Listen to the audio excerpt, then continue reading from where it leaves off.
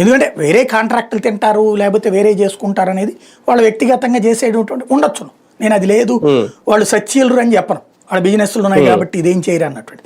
But liquor విషయంలో వాళ్ళకి సంబంధం లేదన్నటువంటిదే వాళ్ళు చెప్పేటటువంటి పాయింట్. మిగతాది ఉండొచ్చును. ఈ డబ్బులు బల్క్గా నేను చెప్పినట్టు కింద షాపుల రేంజ్లో కింద తినలేదు, ఇది గుర్తుపెట్టుకోవాలి.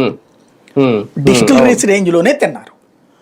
ఇప్పుడు జరుగుతోంది డిస్టిలరీస్ రేంజ్లో దగ్గర నుంచి కింద ఉన్న బెల్ట్ షాప్ దాకా జరుగుతుంది. ఇప్పుడు ఎక్కడ మిస్ అయినాయి పాయింట్. కానీ ఈ ఛార్జ్ షీట్ లో ప్రధానంగా వీళ్ళ ముగ్గురు మీదే ప్రధాన అభియోగాలు. ధనంజయ రెడ్డి కానీ, కృష్ణమోహన్ రెడ్డి కానీ, బాలాజీ గోవిందప్ప కానీ. వీళ్ళే మొత్తం ముడుపులు తీసుకున్నారు, భారీగా ఆస్తులు కొన్నారు అనేది. అంటే వీళ్ళు ఇరుక్కోబోతున్నారా రేపొద్దున ఇందాక చెవిరెడ్డి భాస్కర్ రెడ్డి గారు కానీ, మిథున్ రెడ్డి గారు వీళ్ళ మీద బయటకు వచ్చేసి వీళ్ళ మీద మాత్రమే సీరియస్ గా ఉండబోతుంది కేసు ఈ ఛార్జ్ షీట్ చూస్తే? అట్లేం లేదు, అందరి మీద ఉన్నట్టు రాజకేశ్ రెడ్డి మీద ఉన్నట్టు వీళ్ళ ముగ్గురిది ఈ సెకండ్ ఛార్జ్ షీట్ వీళ్ళ ముగ్గురు. మిగతా వాళ్ళు 9 మంది ఫస్ట్ దాంట్లో మెన్షన్ చేసేసారు కాబట్టి వీళ్ళ ముగ్గురు కోసం ఇదనమాట. అందుకని అయితే ఇందులో వీళ్ళు సీజ్ చేసాం భారీగా అని చెప్పింది కాస్త నేను చెప్పినట్టు ఇంత సిల్లీగా ఉంది.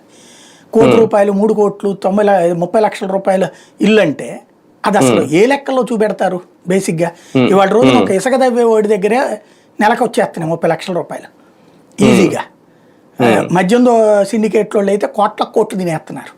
అది అసలు కౌంట్లోకే రాదు ఓ రకంగా చెప్పాలంటే. ఇంకోటి